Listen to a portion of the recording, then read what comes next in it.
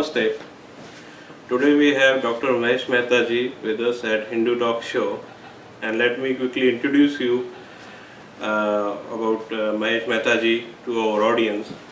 Dr. Mahesh Mehta ji is founder and former president of Vishwa Hindu Parishad of America. He has been instrumental in starting several important organizations in USA and serving on their boards and committees. Friends of India Society International, India Development and Relief Fund, Hindu Student Council, Hindu Heritage Foundation of America, India Quality Group, Ekal Vidyalaya Foundation of America. Dr. Mehta served as chairman of the Global Vision 2000 conference in 1993 at Washington DC. The conference attracted over 10,000 people from 60 countries.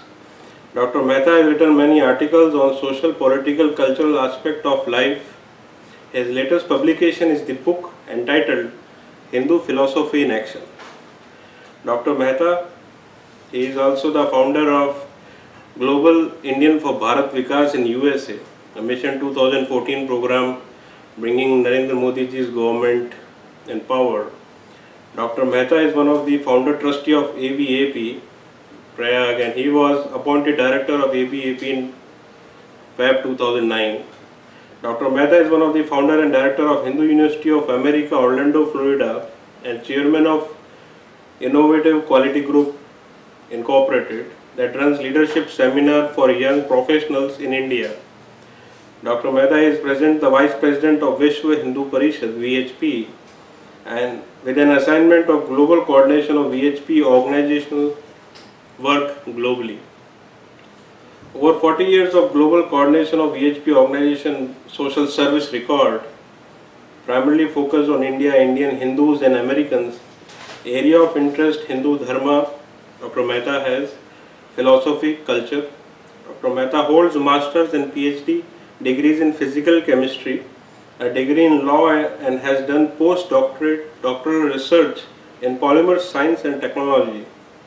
He has served technical publications in scientific and technical journals and patents. Dr. Mehta, namaste. Namaste. It's a pleasure to have you. Thank you for your kind introduction. Thank you. I would like to start with, it has been now 5 decades of selfless service for Hindu organizations. How is your overall analysis of global Hindu society from what socio-political situation it was in 1965 and what it stands currently? If we take a look at the global Hindus, and luckily I have been able to travel to most of the countries, I have seen one awakening for the deep-seated search for the spiritual dimension of the human society. And this has been the message of India for thousands of years, that human being is a spiritual being, and that the cultural aspects of life should reflect the spiritual dimension of human being in order for the human society to rise above the day-to-day living to the transcendental state of being, which is eventually the scope for human being to go to. As we always say, from Nar to Narayan, Right. is what Hindus have emphasized, and that is the overall view which is inspiring me and thousands of others who are looking for solutions of today's world. Thank you. Second question is to you. I would like to start with the Honorable Indian PM Narendra Modi ji's visit to late September. You being a member of the advisory board of the planning organizing committee, how is the overall response of American Indian community and Hindu community in terms of collaboration, and what message Honorable Prime Minister Narendra Modi ji's visit gives to American Hindus who have been his well-wishers since long? Yeah. As far as the response of the overall Indian American community, I would say that it is wonderful. People are very enthusiastic from all over USA to listen to what Narendra Modi is going to bring to them as a message of India and his own message of good governance, etc. The over a period of last 2 months, lot of struggle has happened for the organizers to come up with a formula which will work for bringing the entire Indian community with its diversity together. This is a challenge. So conflicting news items do appear, but in general I would say that there is a good progress made, and we assume that the auditorium will be full. We expect about 18 to 20,000 people to attend this program. And as far as Narendra Bhai's projection is concerned, his message, I think Indians are looking for, particularly all the NRIs, the younger generation, the second generation, they are all looking for a direction how India can rise to the global leadership level through development programs. And the whole concept is how cultural India should become a friend of America, so that the misunderstandings about India, about Hinduism, about Narendra Bhai himself, they can be all addressed during this speech that he will deliver. Thank you, Dr. Mehta, and we wish good luck and our best wishes for the Honorable Prime Minister visit to United States. Thank you. Another question most of our viewers have is now we have Honorable Narendra Modi ji's government, which is of course Hindu nationalist government in terms of philosophy, and we see many countries where Pakistan, Bangladesh, Afghanistan and Malaysia, where we have Hindu human rights violation in terms of social political aspects, places of worship.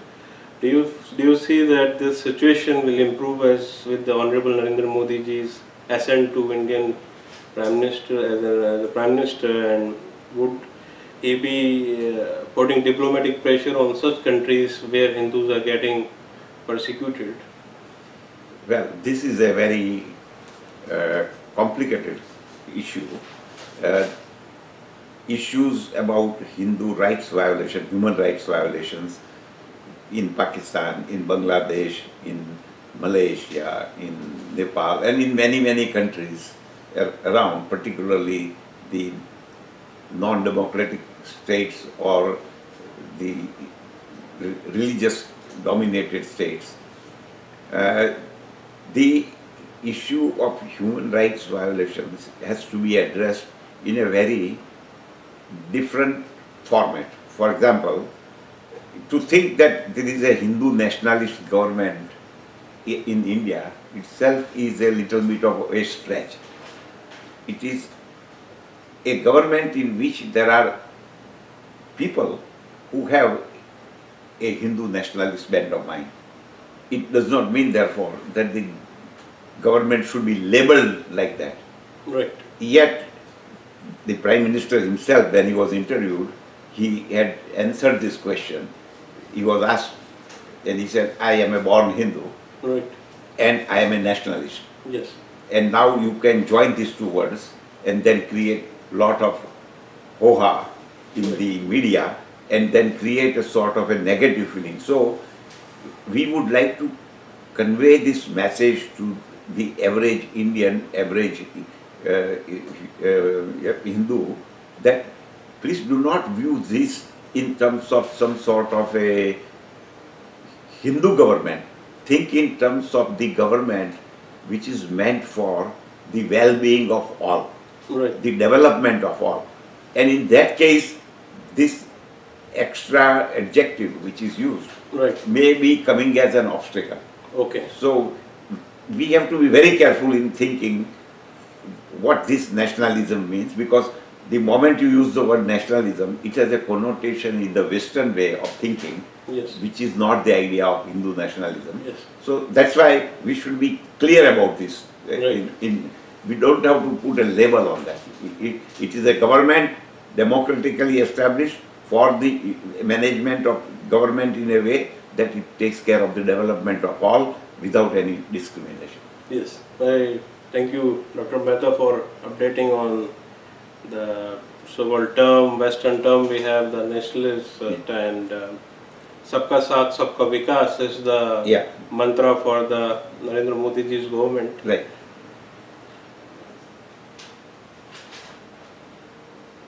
We have Vishwa Hindu Parishad. It's a big organization, and it has presence in 30 countries worldwide and more than 33,000 villages in India.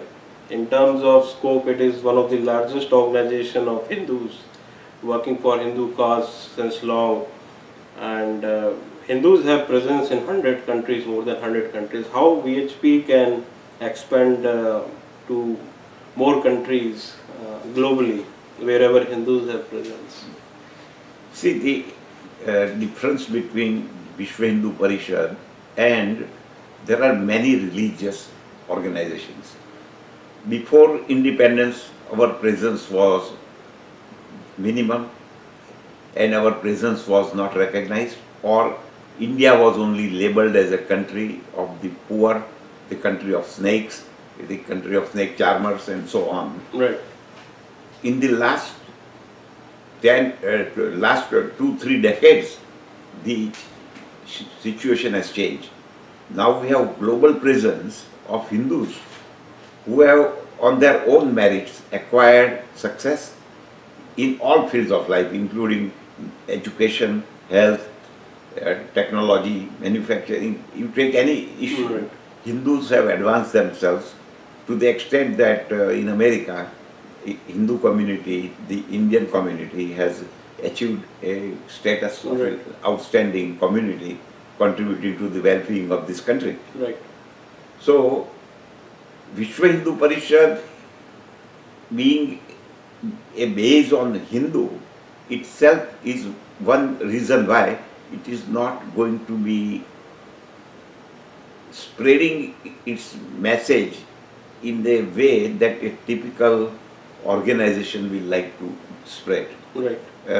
Because VHP's one goal is that all the different belief systems in Hindu fold, Right. they should all come together Yes. and they should all raise their voice that we have a common heritage, Yes. we have a common background. And if Hindus learn to do that, Yes. then that will be the strength of VHP. As per example, if strength is measured in terms of only membership or strength is measured in terms of some programs, then there are many big organizations in Hindu society like Swaminarayan movement, ISKCON movement, Right. and many spiritual religious movements of Sri Ramdev Baba, Pujya Ramdev Baba, Ravi Shankar ji, and so on. Right. So, but VHP's strength should be measured in one way, that if all these different Hindu organizations working for some different goals in terms of their belief system, Right. but they are all networked together and will respond to a common call whenever Hindu society is in problem, then Vishwa Hindu Parishad's real strength will be how we can make all these organizations respond to the challenges of Hindu society in one voice. Okay. So even though the individual spiritual movements, their mode of worship, their gurus, and Right. that will remain so, and it has expanded also, just like VHP expanded, Yes. much more than VHP, all these organizations have expanded. Yes. In the today's world, you can see more people associated with this type of movements rather than with the membership of VHP. Yes. But VHP's strength lies in this networking, how powerfully we network and how systematically we can deliver a message. For example, in the recent Indian elections, Yes. we see one of the force that worked was that all these different movements were aiming at one goal, Yes. and that was the goal to establish the Honorable Shri Prime Minister Narendra Modi as the Prime Minister of Yes. India, and it saw the result. We have seen the result Yes. of it. So VHP's strength, I think, should be increased by increasing the capacity to network with all these different organizations, Right. and their leadership should all come under on one platform to say, Right. and that has been the original goal of VHP when it was started in 1964. Yes. So it's more of an integrator, society integrator. Yeah. So by itself, if VHP has 1 million members, Yes. that by itself is not its strength. Okay. The strength will be how many Hindu organizations of all different colors, they have come under one fold to say, we respond to the challenges of Hindus whenever there are common challenges, social, political, human rights. Right. Every challenge has to be addressed, and that will be what VHP should try to achieve. Thank you, Dr. Mehta, for the quantitative Yeah. update on that.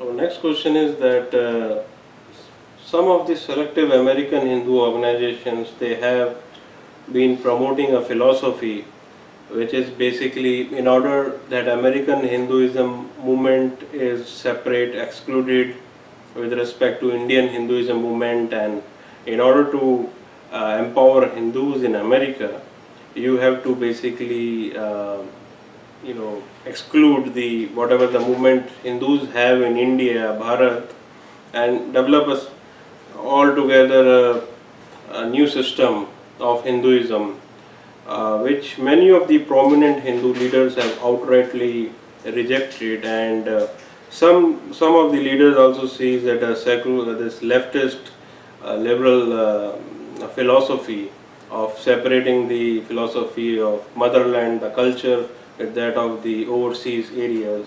What are your views on this sort of philosophy and agenda? Yeah.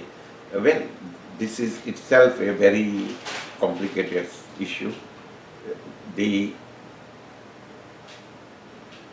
First of all, to think of Hindu exclusively from India, to think that the word Hindu in America will mean something different than the word Hindu in India, is showing that we have still not grasped the fundamentals of what Hindutva stands for. So the roots of Hindu Dharma are in the ancient traditions and systems of India, right from the Vedic period. And the essence of this philosophy and the worldview of Hindus cannot be different in India and in America or anywhere, because we call it a Sanatan Dharma. Right. Sanatan means eternal and universal. Yes. So, and Dharma is only one word, and Dharma will define for entire humanity common thing. Right. Religious beliefs of different types can be rooted in different countries, Yes. can have different ideas, but if somebody is talking of Sanatan Dharma, then we are talking about only one, and that can be only universal and eternal.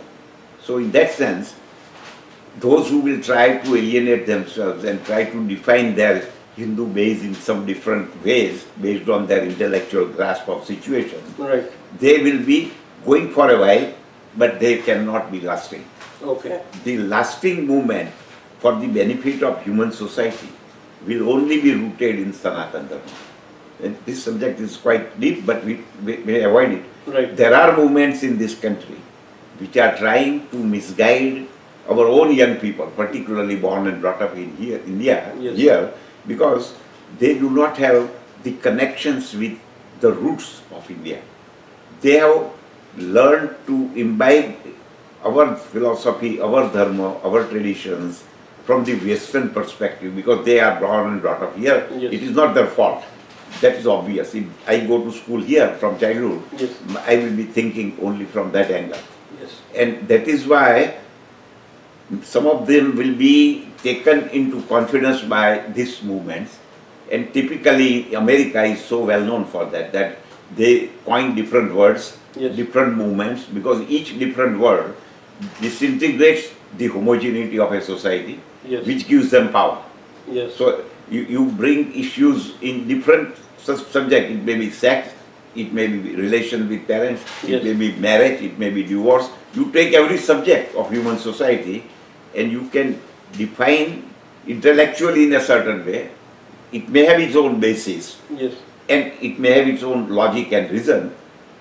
So one cannot deny that, but it does not mean that there is an overall grasp of the whole subject. Yes. And that is why Hindu movements in America should never try to define themselves. When it comes to the basics, they should go back to India Yes. and go to the roots. I don't recommend going back to simply VHP leadership. What I am saying is go to the roots and look at the original heritage that we have and then define themselves.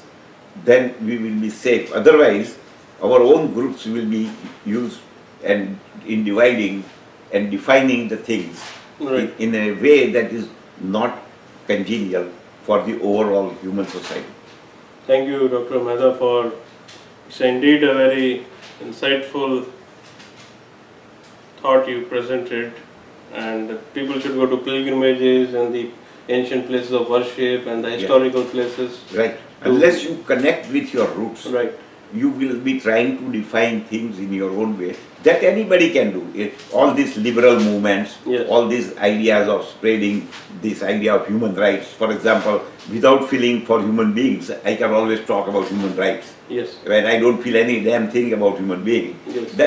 That can be simply a logical, legal, political way. Yes. It has nothing to do with being really humanitarian. Yes. So such movements are going on in the name of human rights and in the name of women's rights and in the name of the rights of these homosexuals. And so many movements can keep going. Yes. They have their own small specific reason, Yes. but it does not mean that it is defined from the real perspective of the Sanatan Dharma. Okay. Thank you, Dr. Mehta, on this. In your view, we see Hindus are mostly interested, most of the Hindu masses, in the Bhakti Yoga, and we have Karma Yoga based organizations also. So what is your brief response to this type of attribute of Hindu society? Again, we have to go back to the Hindu psyche. Thousands of years, our traditions have been interpreted over a period of time. In the time of the slavery, in the time of aggressions on India. So the original thought of the Hindus have not been redefined by Hindus themselves. With time, in the last 1,000 years, or more so in last 200 years, the Hindu philosophy, Hindu worldview has been defined by non-Hindus more than the Hindus. Right. What we are is more defined by those who are non-Hindus. Yes. That fundamental error has to be avoided, that we have to say, we will define who we are. Yes. You don't define us who you are, or who we are. Right. And once we do that, then we will understand this idea that Hindus in general, over the last 1,000 years, went into a defensive mode. Yes. They try to protect themselves, save whatever they can under adverse circumstances. Right. And that psychology resulted in taking Ishvara from the open platform within their own homes. And Yes. so every movement confined, and it became easier so far as if you take a bhakti path and Yes. if you just worship God and you don't bother anybody else, Right. you think that you are safe. Yes. But that idea itself is wrong, because people in Hindu movement, in Hindu society, forget one thing, Yes. that if you say that I am open-minded. Yes. I believe in God, and God is one, and Yes.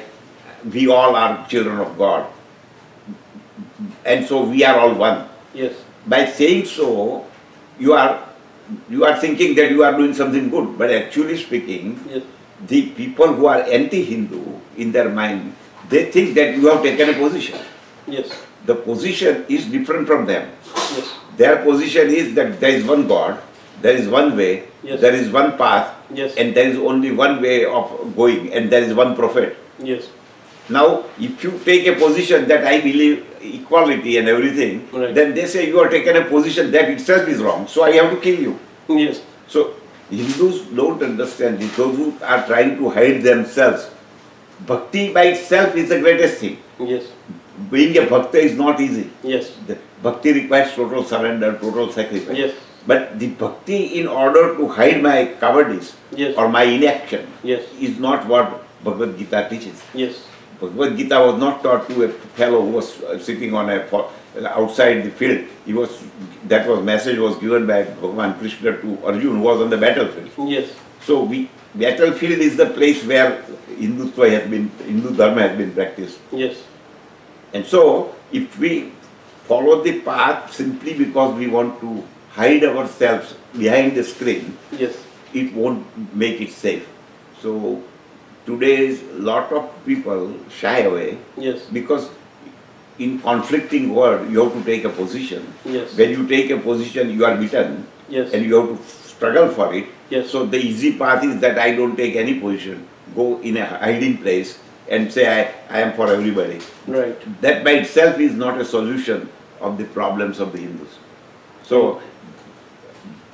So many young people today, for example, are turning Yes. to this because they don't find the required quality of leadership Yes. among those who are leading the country as politicians, Yes.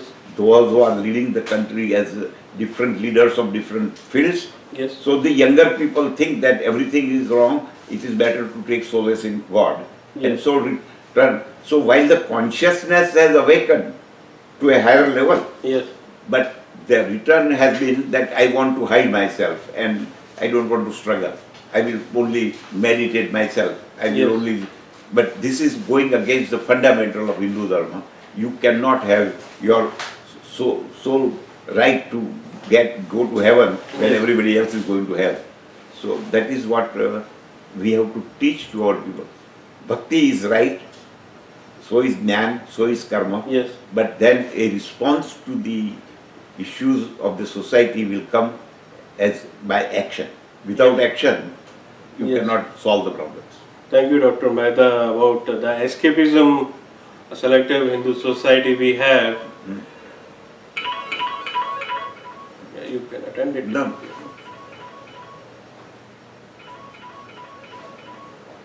As we see in America, Dr. Mehta, a lot of Hindu temples are coming up, and every day we have new temples getting inaugurated. But a similar proportional level social political Hindu organization to the proportion of Hindus population in America is not substantiated.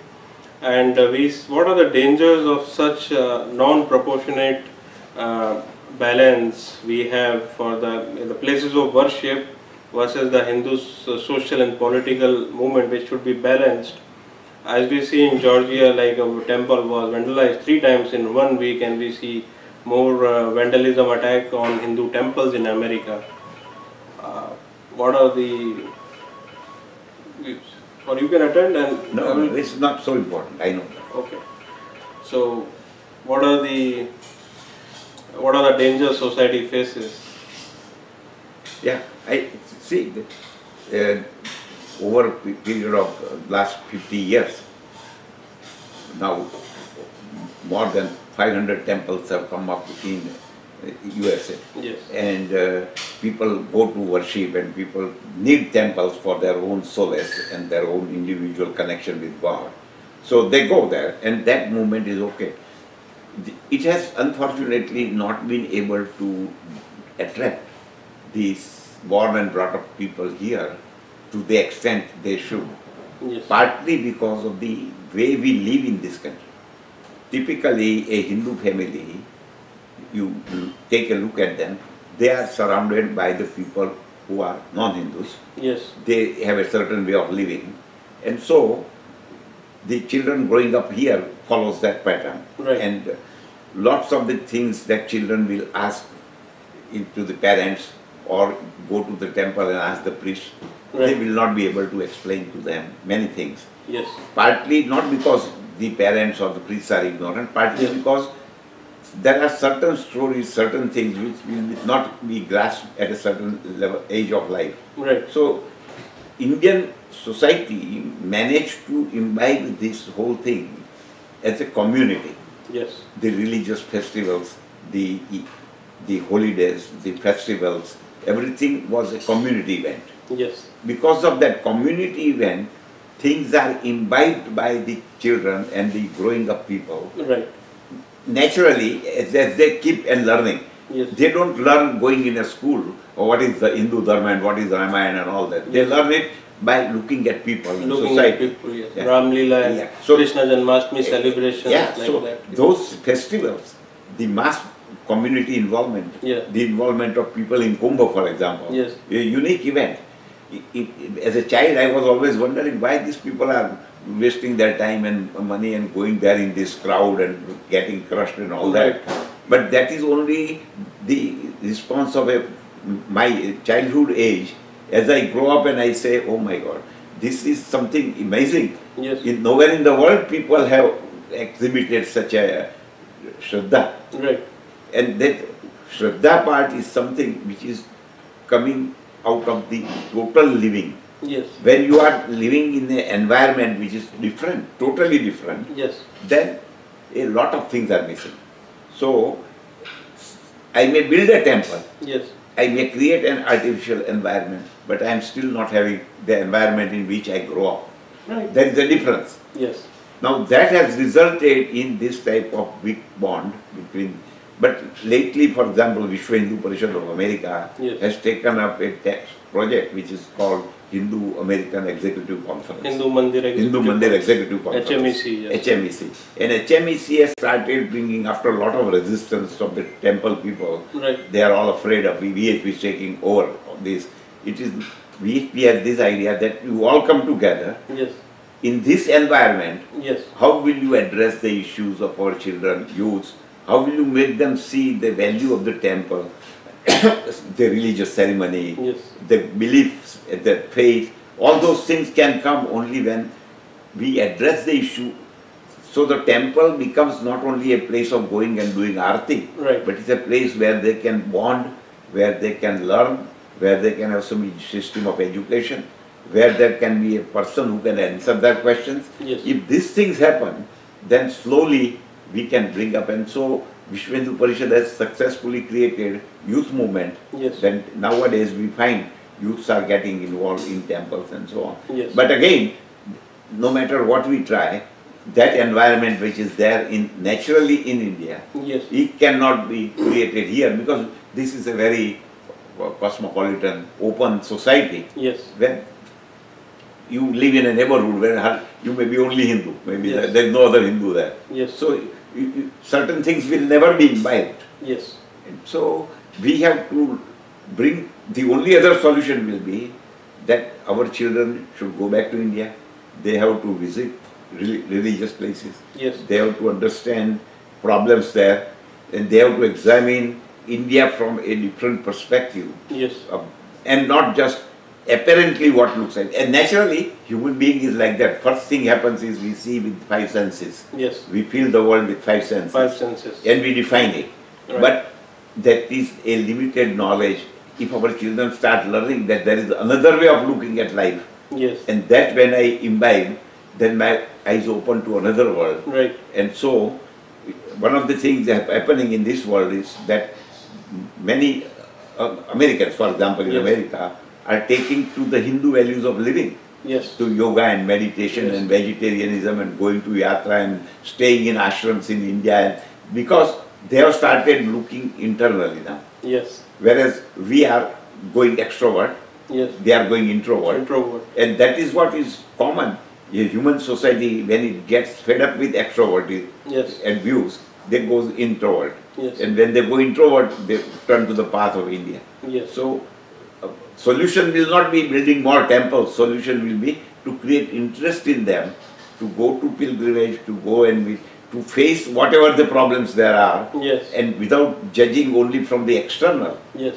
How, and this will be the duty of the parents and the various organizations Yes. which also can take them there. Yes.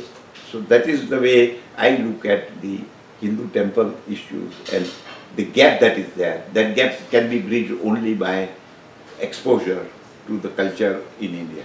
And then automatically with spiritual awareness and heritage awareness, social political awareness and participation will increase in America. That's right. That is how it will.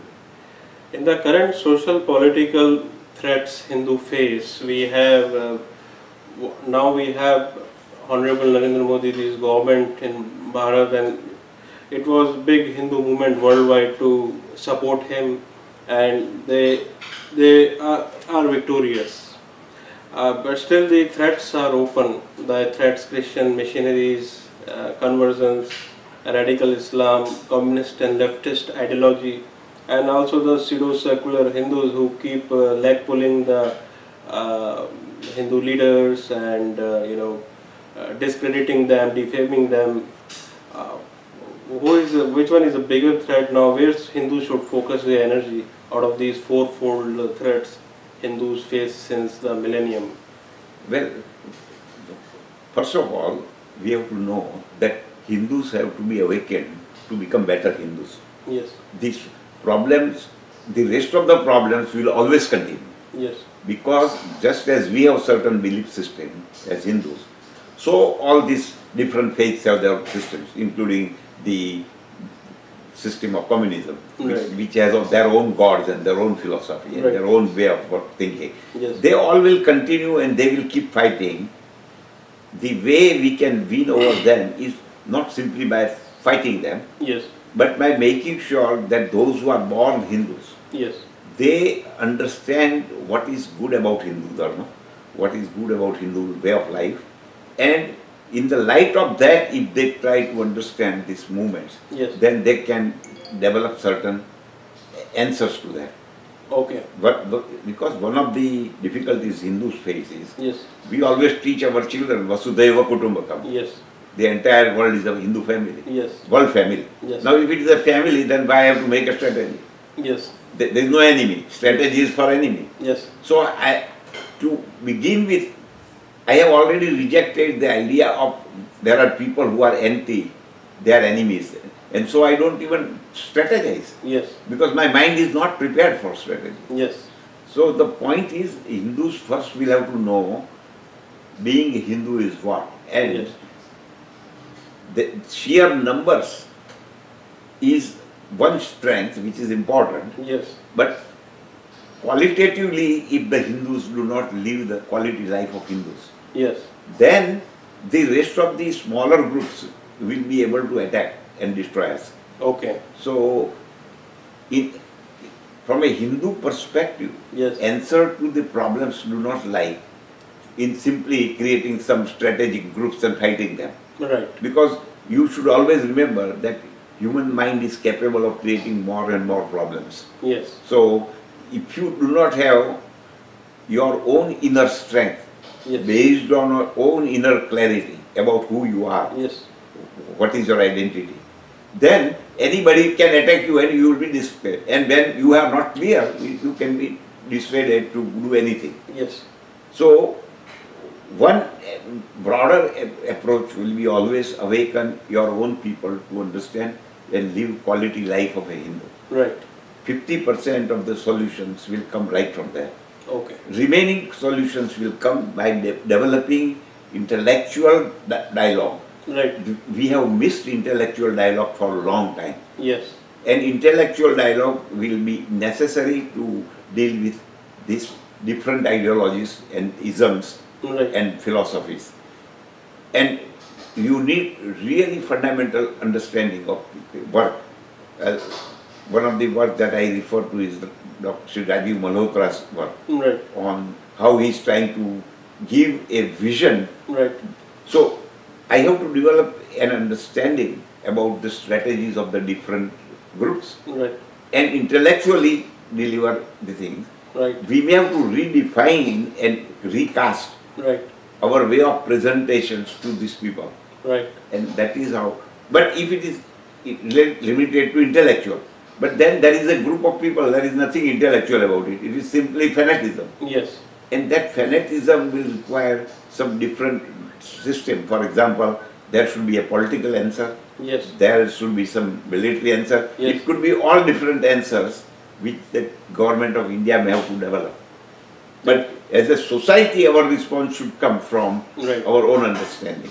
And strategically, it should come from the people who rule, the people who guide, the people who are leaders. Yeah. They should refine these issues. And then there is a small portion of extreme violence Yes. where no logic, no reason will work. Yes. You have to crush them some way by the language in which they understand. Yes. Thank you, Dr. Mehta. So, updating Hindus about what is being Hindu and living a Hindu qualitative life is the big challenge. And once that is accomplished and Hindus are aware of their social political surroundings and they involve themselves in the Hindu movement, in empowering it, automatically 50% problems will be solved and the rest can be solved via dialogue and some exceptions via the way the other ideologies understand. And I would add one more point, that Hindu families should stop just thinking about their own family. Yes. Average Hindu family should start thinking about all families Yeah. and contribute something in terms of their time, energy, intelligence, money to the causes and to the organizations, to Yes. the leaders who are helping this Yeah. cause.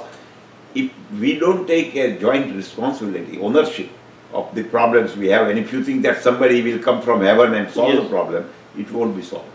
Thank you, Dr. Mehta. And that's what I believe Honorable Narendra Modi ji at his Red Fort speech spoke about Yeah. our collective responsibility and not having the attitude of mujhe kya chalta hai, Yeah, rather than having we need to build up the whole society yeah. and participate in that. Now we are seeing, as the Honorable Narendra Modi ji's government is there in Bharat, we are seeing more emphasis on Hindu culture and the aspects of Indian civilization, the rich heritage we have, Ganga cleaning, and we have Sanskrit week celebrations. So these are all a lot of ideological counter articles, journals also we are seeing. When would the actual physical dismantle the crackdown on these institutions who have been anti-Hindu since long will start in your vision?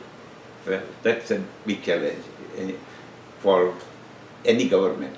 In today's world, where so much emphasis is given on democracy, equality, and no discrimination, and all these issues are so entangled that any government will try to take any step as a government, it will always come into a conflict with the many parts of the global society. Right. So first step will be that taking advantage of the favorable situation that we are in, we can at least take up issues and start making powerful impact. For example, if Ganga is really cleaned, right away, millions of Hindus' minds will be becoming more energized in terms of going forward and solving the problem. Yes.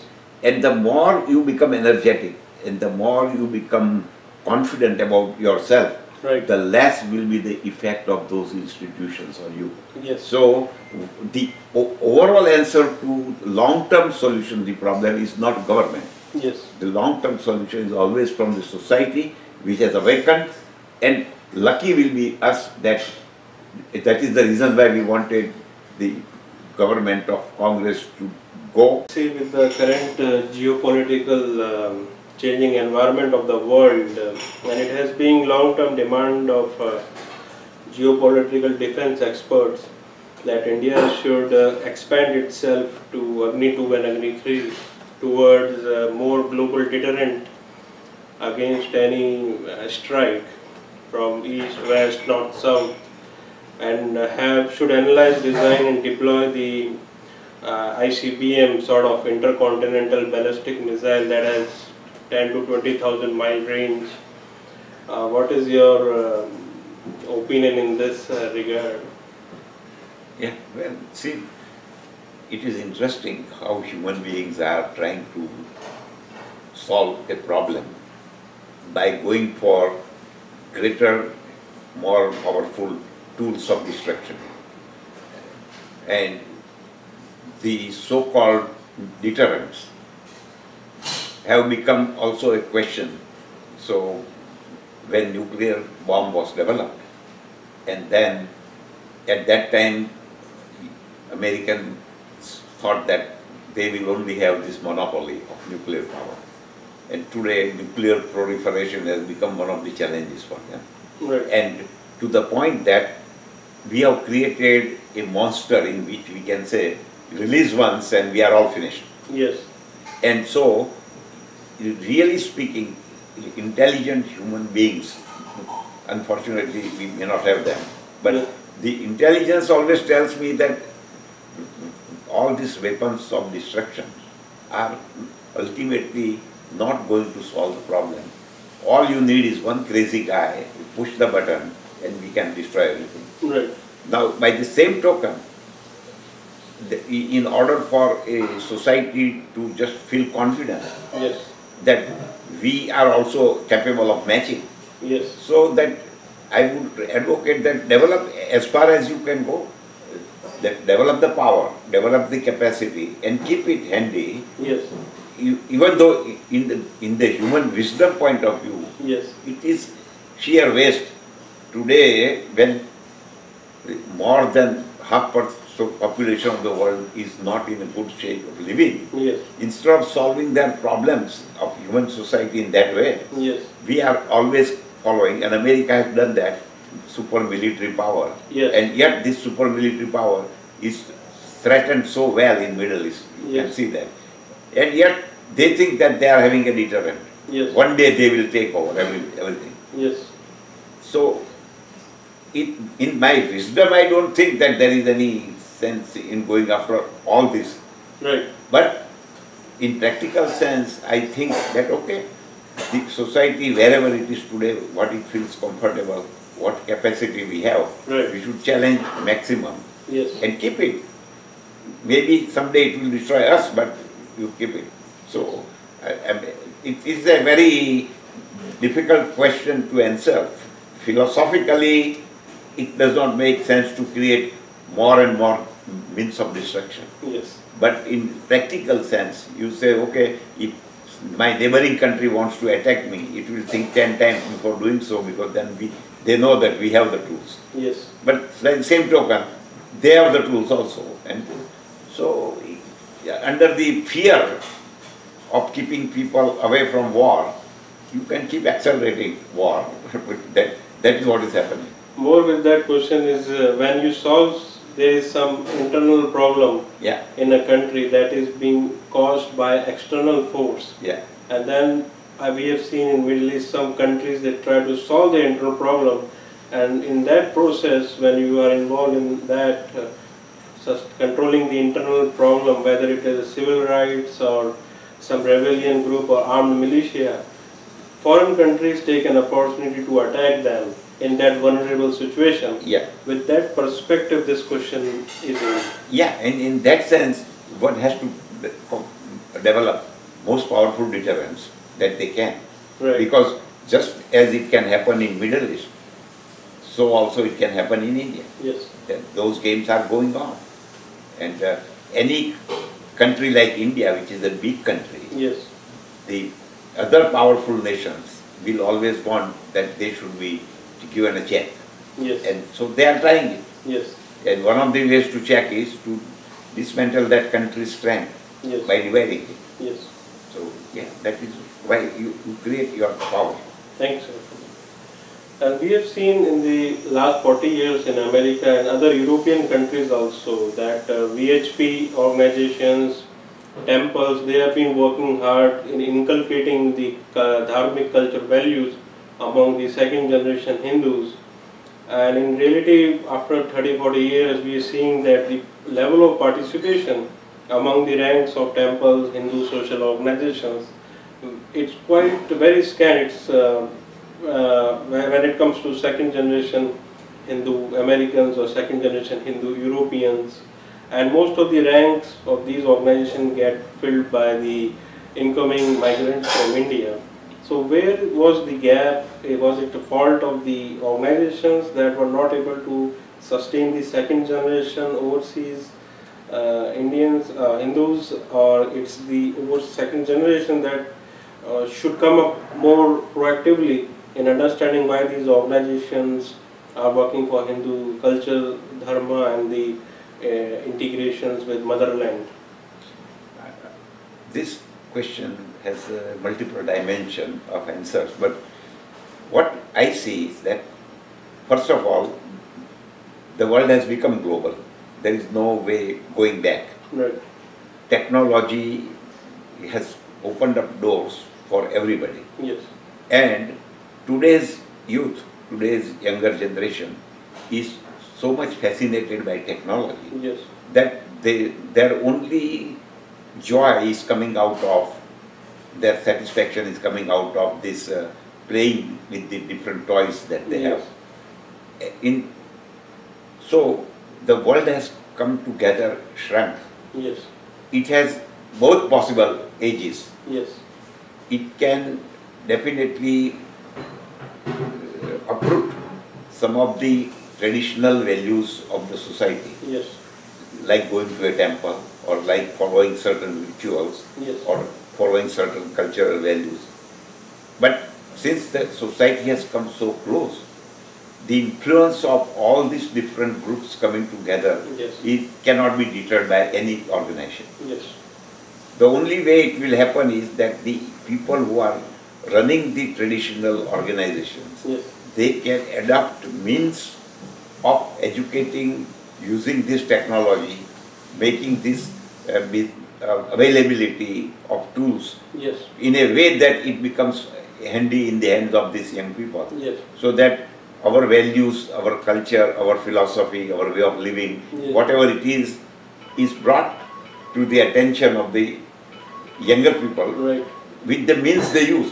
Today, for example, if I put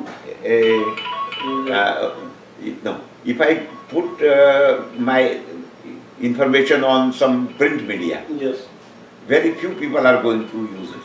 Yes. If I put it on internet, more people are going to use it. And so, we should spread this way. But one caution is that no matter what information you spread, Yes. it is ultimately the brain that receives the information and interprets it, Yes. is something that is going to decide the outcome. Yes. And so, when I have a lot of information does not mean I have a lot of knowledge. Yes. And when I have a lot of knowledge does not mean I have wisdom. Yes. And therefore, whatever I will do will be commensurate with all these things I acquire. Yes. I may know many things, Yes. but I will do just opposite of. Yes. So, we may keep blaming, Yes. organizations may be limiting. Yes. I myself know that today's young generation Yes.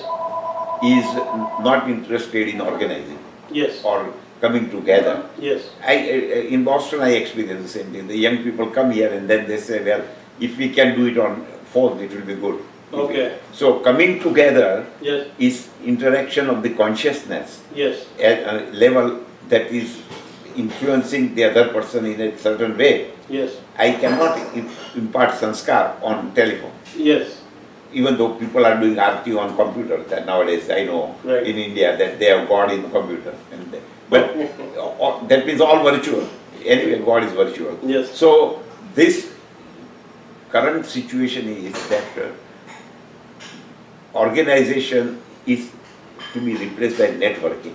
Yes. Networking that is used in computer technology. Right. Use the networking power of all the younger people so that they understand certain values. Yes. And at some point they have to realize what is limiting them. The technology will not allow them to grow the inner consciousness. Yes. It will only allow them to be powerful in the external world. External. And so half of the human aspect will be gone. That is, human being is capable of inner growth Yes. and outer growth both. So they will do outer growth, but inner growth will be truncated. Yes. That will be a loss to them. That type of awareness has to come to them that there is something called inner growth. Right. Inner growth is related to cultural values, religion, philosophy, thinking, Right. etc. Yes. So it's a challenge, but it will remain, it's a global challenge, and it will have to go through a turmoil Okay. and find its own solution. No, Okay. no particular organization or anybody can solve the problem. Okay. Thanks, Dr. Mehta, on this.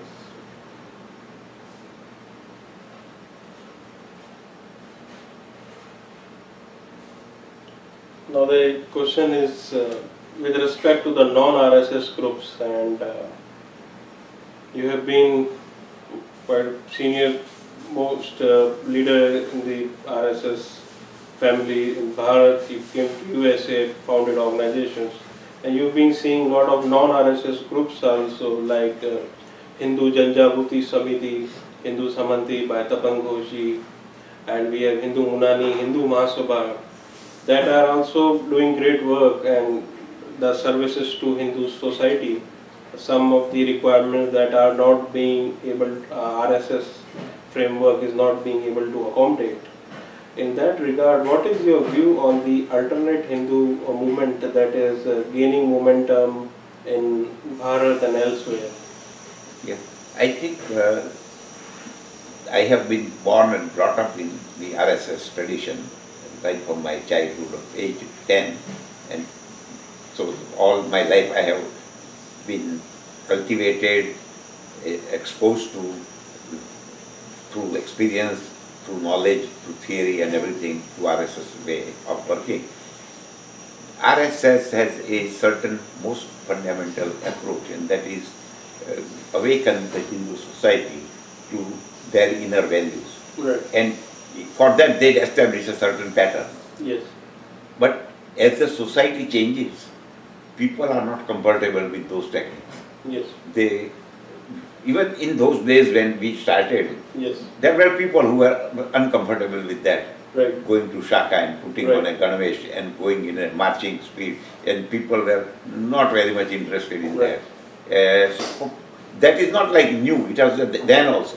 Okay. There were people who did not want to put on cap, like me. Right. I will not put on the cap. Yes.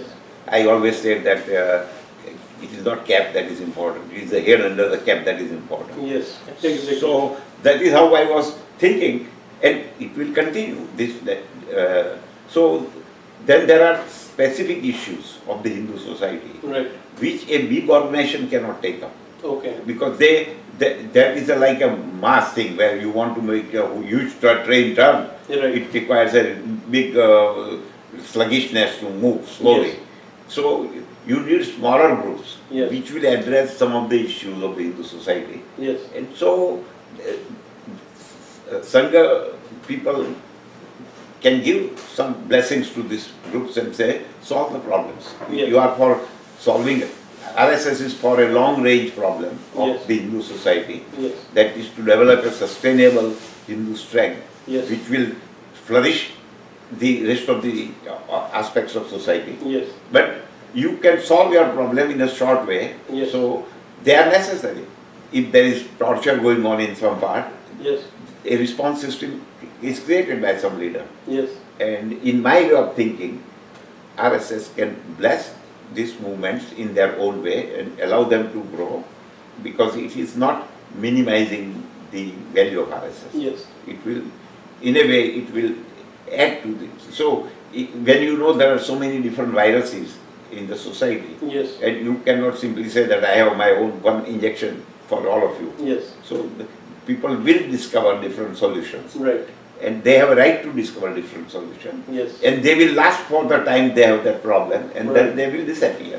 So that is a good thing to do, and Yes. I think small groups have their own place, Yes. and if I as a Sangha person thinks that they should be given support for Right. what they are doing. Thank you, Dr. Mehta, on this. Call In the current trend, we see the ISIS, that's Islamic State of Iraq and Syria, gaining momentum of the situations these countries are encountering after the turmoil in their geopolitical situation. Do you foresee the same situation if Hindus in India don't organize themselves, they don't awake, where the Islamic State of India and Nepal sort of concept forming into place after there is a certain rise in the Islamic population in India, which is under Darul-e-Islam and Darul-e-Arab, there will be civil rights and coexistence would be difficult. Yeah. I, we have to always remember eternal vigilance is the price of freedom, which means the society in India will have to be always vigilant about all those forces which will work. The forces which are working have their own agenda, and they want to break up powerful nations into smaller nations and ultimately control and ruin. So it is important for the leaders of India in all walks of life to become aware that certain movements are going on, they are trying to break India, and even those who are talking with you in terms of friends, at the back they have their own agenda, and it will never disappear. Right. And unless the only solution will be that we give them an answer the way they deserve it.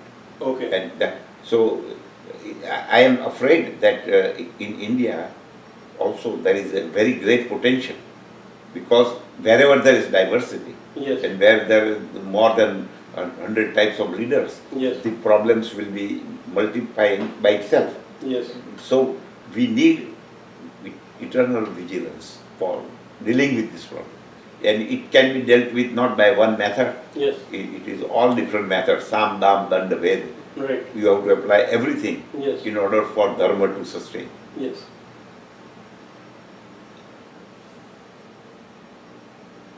There are some organizations, as we see in the United States, who are leftist, communist, and the Islamists, who constantly try to attack Hindu social organizations like VHPA and HSS in terms of ideological content, or try to defame them in some way or another. Now we have Honorable Narendra Modi's government in India, and the same organization worked against Honorable Narendra Modi's visa and other, against him politically worldwide in creating wrong information and propagating it. How can the social organizations, Hindu social organizations in America and Europe can work with Honorable Narendra Modi to contain such organizations which have people from Indian origin but ideologies from foreign? Yeah. See, whatever may be the role the Prime Minister can play, the first thing will be that each organization which is for the well-being of India will have to develop some strategic response to this type of groups. Because most of the groups who are working, they try to brainwash people by writing reports, by giving false information, by propagating in media and everywhere. And unless we can counter them by providing right information, and this will be a continuing process, including a process where you may have to crush some of these movements.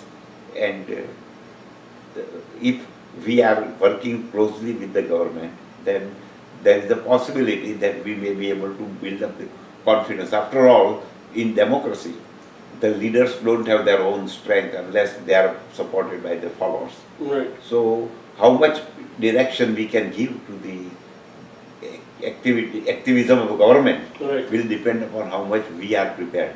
So we as organization, right, should, because we have not been doing this type of work, our mentality has never been like that. yes, But we may have to develop a group within the groups, right, who can do this type of work.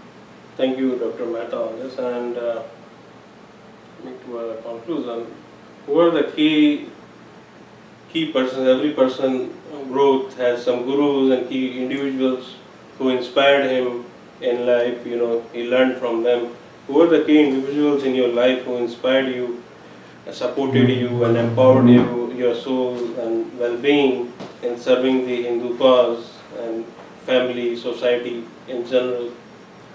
Well, this is a long story. At the age of 10, I came in contact with Param Punya Guruji, the chief of RSS, known as MS Golwalkar. And I met him when I was 10, and I got stuck with him till the end of his life. The one who inspired me internally to see in terms of India being a motherland, Bharat Mata and so on. And I went through a great turmoil and analysis being a thinker myself, that I did not accept RSS ideology from the beginning, and went on critically examining the whole thing till it took me a while when I decided that I will be RSS Pracharak. So it was a great transformation, and all throughout, the inspiration has been from the Guruji, his life, his way of thinking, his way of dealing, his way of articulating, everything just went into me deeply. Right. The second person who really supported me through the practical ups and downs when you do a social work was the Prant Pracharak of Gujarat, Sri Lakshman Rao Inamdar. The same person who inspired Sri Narendra Modi also, and me. Right. As a matter of fact, our common guru was Sri Lakshman Rao Inamdar. A man who could critically view in various subjects, he can analyze issues independently, and he will always say that your thought must move others, otherwise it's not a thought. Yes. Vichar, the word vichar means one which makes movement in others. Right. And that is what he taught me, and simplicity, hard work, no ego-based activities, no personal agenda, all those virtues that were imbibed in me through his. And one more person that influenced my deep thinking process was Pandit Dindayal Upadhyay. Okay. So I have written one booklet, published the book recently, that is Dindayal Upadhyay's Integral Humanism. Right. And so that has been a great inspiration. So these three people in my socio-political, cultural aspects of life, these are the three people who appeal to me the most. They have been molding my life, and I have been going through all these years with the same spirit. And then, of course, I was lucky to be in contact with many high-level people, many sadhus, many dharma gurus. But then the list is big, but the influence has been dominated and clearly in my life with these three people. The foundation. The foundation, and constantly searching what is the next level, what is the vision for the society. That resulted in so many organizations that I generated in America. Because I did not believe that one solution will be for all. So you have to keep addressing issues as they come. So that has been my way of working. Yeah, in the process of 5 decades, you inspired thousands others in terms of leadership. Yeah, and my philosophy is that solutions can come only when more and more people became awakened. One person cannot solve all problems. So more people, more awareness, higher consciousness, and that will solve the problem. The problems are eternal, and the people requiring to solutions are also eternal. You will always need them. New people have to come, new ideas have to come, new approach has to come. There is nothing that this is cast in concrete. You cannot have that. You have to always know, here is the problem, this is the solution. But the basic thought process, the idea of human being a spiritual being, and its path for progress is the common link through anything that you do. So that is the way I have been working.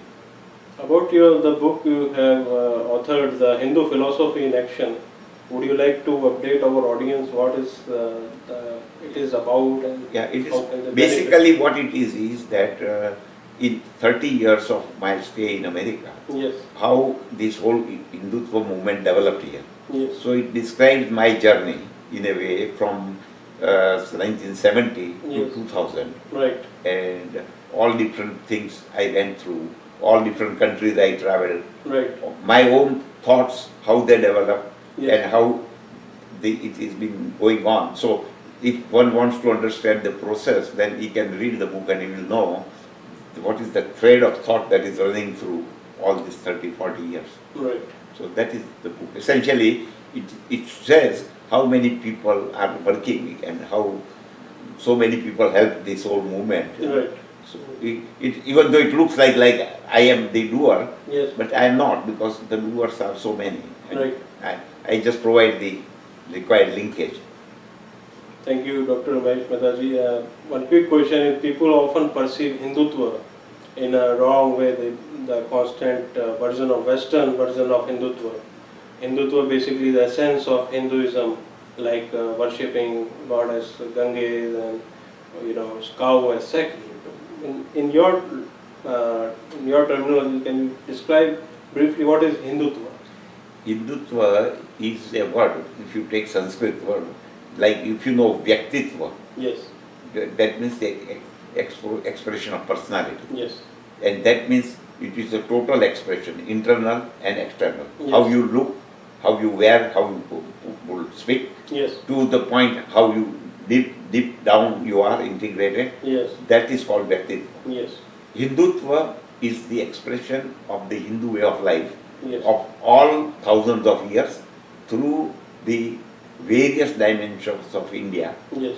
and therefore it is an expression which is representing the cultural dimension, Yes. the spiritual dimension of being. Yes. Hindutva is not a political philosophy, Yes. even though for a while people considered it as a philosophy, political philosophy, and started defining secularism versus Hindutva. Yes. This whole thing is wrong. I have published one paper on that, Okay. which says what is Hindutva, and Hindutva is not actually, if people are fighting Hindutva versus secularism, Yes. I say that drop the word Hindutva. We are all dharmis, Yes. and anybody who does not believe in dharma is Yes. adharmi. Yes. And then see if in India how many adharmis are there. Yes. Then the idea of secularism will be dropped. Yes. You cannot be a person without dharma. No institution, no entity can exist without dharma. Yes. And that expression is Hindutva. Okay. So it is nothing to do with political philosophy. When I say Hindu Rashtra, for example, Right.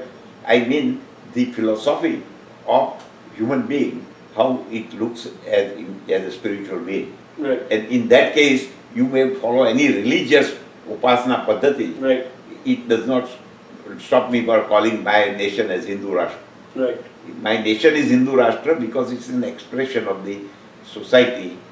It has nothing to do with what religion, what belief system I carry. Right. It is as a human being what I feel and express. And Hindutva is global in scope. Hindutva is global in so actually the word has been distorted in many different ways. Right. It was originally just described in a different way by different people. There are many papers on Yes. that, but Hindutva is not the way distorted form that people understand. Right. It is not, and there is nothing called Hinduism. Yes. Whenever you call Hinduism, it is a dead thing. Okay. So there is only one word, dharma. Dharma. Hindu dharma, not Hinduism. Right. But the English people translated it for their convenience. Yes. But there is only Hindu dharma, no Hinduism. Right. And so Hindutva is a view of life, not a religion. Okay. Thank you, Dr. Mahesh Mehta ji, for being at Hindu Talk Show. It's a privilege to have you here and learn about so many aspects of geopolitics, social, political, cultural and dharmic that are being Hindu societies being encountering on a day-to-day basis as the current empowerment of Hindu society and awareness. I appreciate you being here and giving us your valuable time in spite of your so busy schedule. Thank you so much. Namaste. Namaste Rahul, thank you very much for giving me an opportunity to express myself.